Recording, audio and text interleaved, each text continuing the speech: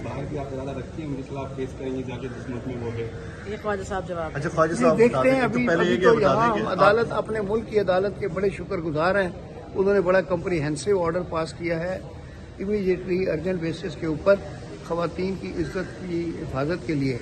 और मुझे उम्मीद है अगर इसी ऑर्डर के ऊपर अमल दरामद पूरी तरह हो जाए, जिस तरह अदालत ने हुक्म दिया है कि फैक्स के ज़रिए इस ऑर्डर की कॉपी PTA को और FIA को जो उनके मुतल्लिका हुक्काम है उनको भेजी जाए और वो इस पर इम्प्लीमेंट करें। और 26 तारीख को उनको कोर्ट में तलब भी किया है ताकि वो आके जवाब भी दें कि इस दौरान उन्होंने किस किस को पकड़ा और क्या काम किया है।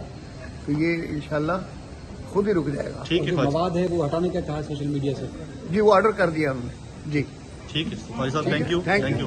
और अच्छा पहले महविश आप बताएं क्यों आप कोर्ट आ गई हैं आज?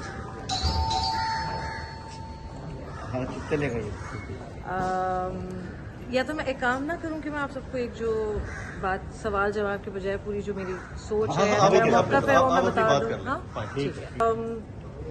आज जैसे कि आप लोग जानती हैं कि मैं अदालत में मौजूद हूँ और जिस तरह से ये जो एक कैंपेन चलाई जा रही है, बड़े अरसे से जो है वो इस तरह की बातें और इल्ज़ामात बेबुनियाद